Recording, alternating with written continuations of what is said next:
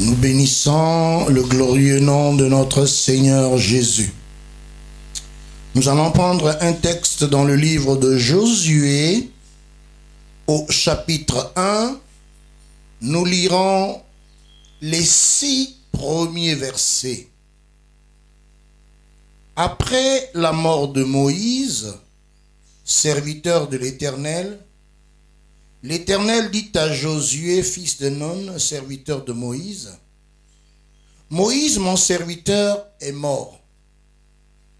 Maintenant, lève-toi, passe ce Jourdain, toi et tout ce peuple, pour entrer dans le pays que je donne aux enfants d'Israël. Tout lieu que foulera la plante de votre pied, je vous le donne, comme je l'ai dit à Moïse. Vous aurez pour territoire depuis le désert et le Liban jusqu'au grand fleuve, le fleuve de l'Euphrate, tout le pays des Hétiens jusqu'à la grande mer vers le soleil couchant. Nul ne tiendra devant toi tant que tu vivras. Je serai avec toi comme j'ai été avec Moïse. Je ne te délaisserai point. Je ne t'abandonnerai point. Fortifie-toi et prends courage, car c'est toi qui mettras ce peuple en possession du pays que j'ai juré à leur père de leur donner. » Et le thème de la prédication, c'est l'entrée dans sa bénédiction. L'entrée dans sa bénédiction. Eh bien, nous allons regarder le parcours d'Israël avant qu'il n'arrive jusqu'au seuil du pays de la promesse. Vous et moi savons que durant environ 400 ans, Israël était esclave en Égypte, où il leur avait été soumis des durs travaux. Mais lorsqu'il a plu à l'Éternel, notre Dieu, de les sortir de là pour les conduire dans le lieu de la bénédiction, dans le pays de la promesse, l'Éternel a suscité un homme que la Bible appelle Moïse, le premier pasteur. Et là, à la tête d'Israël, tout en écoutant les orientations du Seigneur, Moïse s'est engagé à faire cette démarche parce que Dieu lui a fait une promesse de lui conduire dans un pays où coule le lait et le miel. Toi aussi, l'Éternel, depuis que tu as rencontré Jésus comme Seigneur et Sauveur, Jésus t'a sorti de la mondanité et te fait une promesse de te faire entrer dans ta bénédiction. Maintenant, observons le parcours.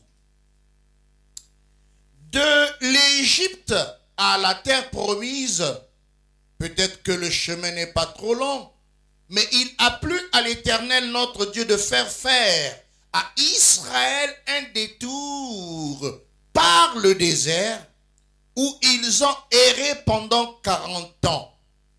Et toi aussi, ne sois pas surpris, mon frère, que lorsque, sorti du monde, l'Éternel te fait la promesse d'entrer dans ta bénédiction, au lieu qu'il aille droit et te faire posséder cette bénédiction, l'Éternel procède par te faire un détour assez long.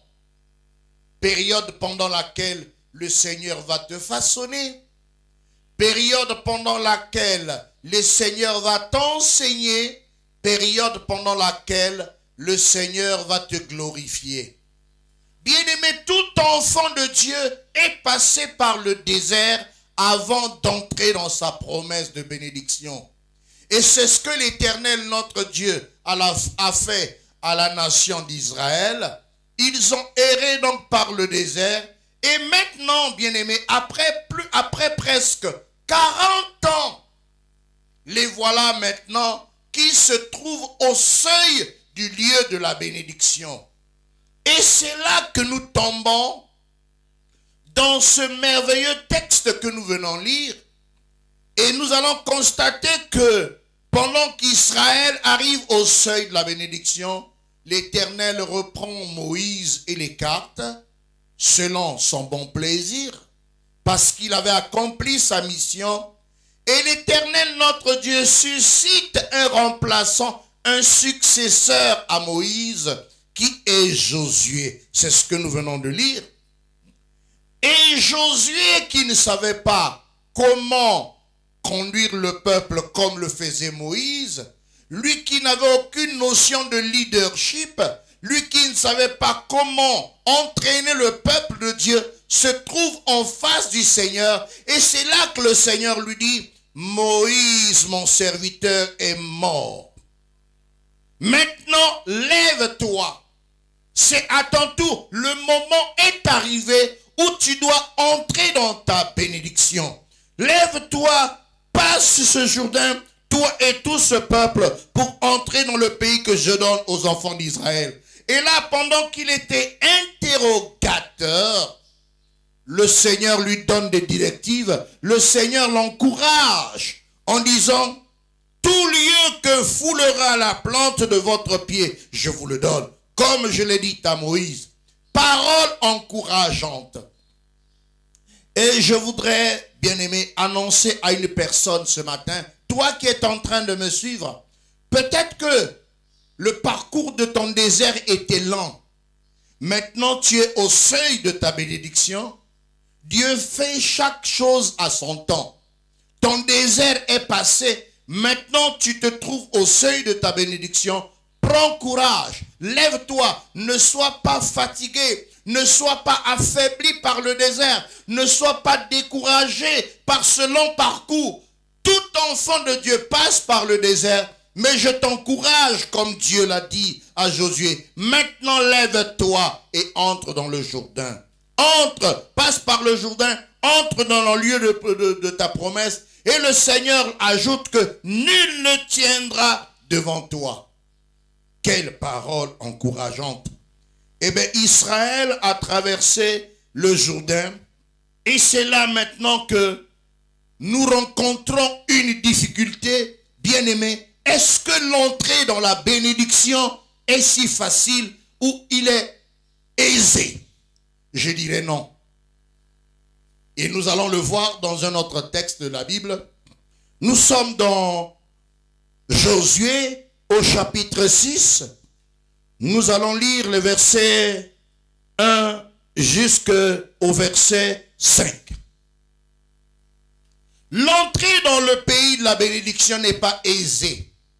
C'est vrai que tu as fini le désert. C'est vrai que les difficultés, ce long parcours est terminé. Maintenant, tu es proche de la bénédiction. Mais là, ce n'est pas aussi facile. Mais écoute ce que le Seigneur va faire pour le peuple d'Israël.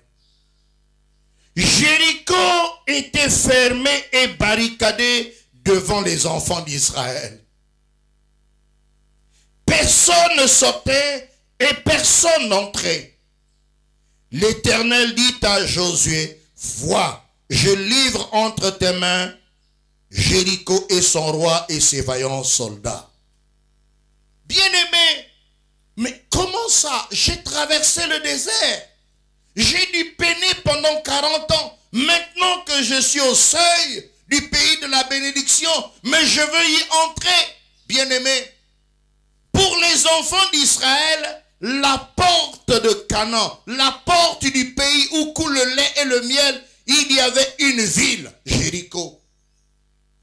Et bien aimé, les recherches archéologiques nous démontrent que les murs épais de Jéricho étaient de plus d'1 mètre élevés à des hauteurs. Personne n'entrait, personne ne sortait. Et les enfants d'Israël étaient là. Où est ce Dieu qui nous a promis que je vous offrirai un pays où coule le lait et le miel? L'entrée n'est pas aisée, l'entrée n'est pas facile. Dieu dit, justement, c'est là le lieu de la bénédiction. N'est-ce pas que, bien-aimé, plusieurs se retrouvent par rapport à cela? Le Seigneur t'a peut-être promis un travail. Tu as dû traverser le désert pour entrer dans ce lieu de la bénédiction. Et maintenant, au moment où le Seigneur te dit, c'est là qu'il faut aller déposer ta demande d'emploi. Tu tu arrives devant le portail, c'est écrit pas d'embauche. Mais le Seigneur insiste, ne te décourage pas. C'est exactement là. Le Seigneur t'avait fait une promesse que tu vas te marier. Et là, tu es content. Au moment où tu vas devant la parcelle de la fille, on dit, hé, ici là, ce genre de fille-là ne peut l'épouser qu'un homme riche. Quand tu regardes l'état de ta famille, mais vous n'êtes pas à la hauteur d'affronter la belle famille. C'est justement là, ton lieu de bénédiction qu'il faut entrer. Donc vous comprenez, bien aimé, je ne sais pas ce que le Seigneur t'a promis. Mais il faut que tu te rendes compte, bien aimé, que ce n'est toujours pas aisé et facile. D'ailleurs, prenons une illustration. Lorsque vous arrivez quelque part, vous rencontrez une porte entrouverte, il n'y a aucune serrure, il n'y a aucun cadenas, tu bouscules, la porte s'ouvre.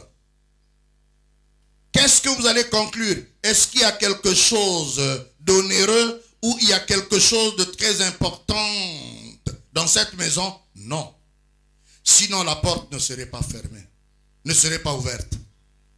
Mais lorsque vous arrivez quelque part, vous trouvez une porte, il y a un cadenas, il y en a deux, il y en a trois, il y a des... En tout cas, c'est scellé. Dites-vous qu'il y a quelque chose de précieux à l'intérieur. Bien-aimé, je voudrais te rassurer que la bénédiction que le Seigneur veut t'accorder, elle est précieuse.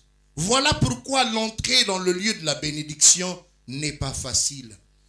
Ta bénédiction est précieuse que le Seigneur veut t'accorder. Voilà pourquoi l'entrée dans ta bénédiction n'est pas aisée et facile. Mais ne te décourage pas. Et là, Josué s'est tourné et dit, mais qu'est-ce que Dieu m'a fait? Lui qui m'avait dit que tout lieu que foulerait la plante de mon pied, je le prendrai en possession. Lui qui avait promis que nul ne tiendra devant moi. Mais qu'est-ce que je rencontre? Jéricho était fermé et barricadé. Non pas pour tout le monde, mais pour les enfants d'Israël. Est-ce que le message passe, bien-aimé? Mais je voudrais t'encourager que c'est exactement là que l'Éternel, notre Dieu, veut t'accorder sa bénédiction. Parce que là où c'est facile, dites-vous qu'il n'y a rien de précieux à l'intérieur. Hein? Quand on arrive, on bouscule, il n'y a pas de fermeture, il n'y a pas de... Donc on ne prend aucune précaution, c'est qu'il n'y a rien de précieux. Mais quand vous voyez toutes les précautions fermées à double tour avec les cadenas, dites-vous qu'il y a quelque chose de précieux. Je voudrais t'encourager, bien-aimé. Il n'y a qu'une seule chose qu'il faut faire. Ne cherche pas des méthodes à toi. Ne réfléchis pas. Interroge Dieu pour qu'il te montre quelle est la clé qui convienne pour ouvrir cette bénédiction. Et c'est là que dans la suite du texte de Josué chapitre 6, le Seigneur dit, faites le tour de la ville. Vous tous les hommes de guerre, faites une fois le tour de la ville. Tu feras ainsi pendant 6 jours. 7 sacrificateurs porteront devant l'arche 7 trompettes retentissantes. Le 7e jour, vous ferez 7 fois le tour de la ville. Et les sacrificateurs sonneront des trompettes. Quand ils sonneront de la corne retentissante, quand vous entendrez le son de trompette, tout le peuple poussera des grands cris. Alors la muraille de la ville s'écroulera et le peuple montera chacun devant soi. C'est ça la clé.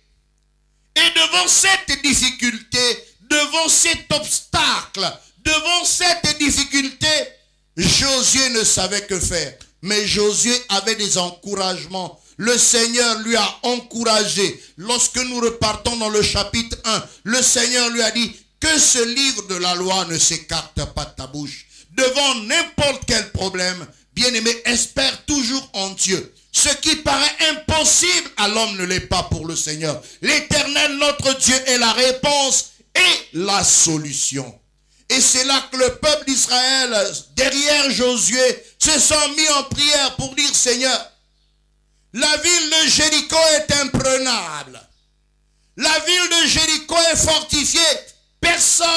Notre personne ne sort des enfants d'Israël. Qu'allons-nous faire? Et c'est là que l'Éternel, notre Dieu, va révélé à Josué et aux enfants d'Israël la clé pour pouvoir passer. Et pendant 7 jours, ils devaient faire une fois le tour de la ville en silence, pendant que les habitants de Jéricho se moquaient de « Qu'est-ce que vous faites ?» Du haut des murs, des moqueries, la raillerie, mais eux ne réagissaient pas. Après avoir fait un tour, ils repartaient encore camper et attendre. Et le 7e jour, le Seigneur leur a dit, vous ferez 7 fois le tour, mais la 7e fois, les sacrificateurs qui sont devant vont sonner la trompette et les murs vont s'écrouler et c'est là que le peuple va entrer. Je voudrais parler à une personne qui est devant la difficulté pour entrer et prendre possession de sa bénédiction. Lorsque tu regardes ce que Dieu t'a promis, ça paraît impossible, ça paraît insurmontable, ça paraît difficile. Connecte-toi à Dieu par la prière. L'Éternel t'en donnera la clé. Peut-être que la méthode que Dieu va te proposer est une méthode incompréhensible selon toi, mais fais selon ce que Dieu dit et tu verras le succès dans ce que tu entreprendras. Que Dieu vous bénisse.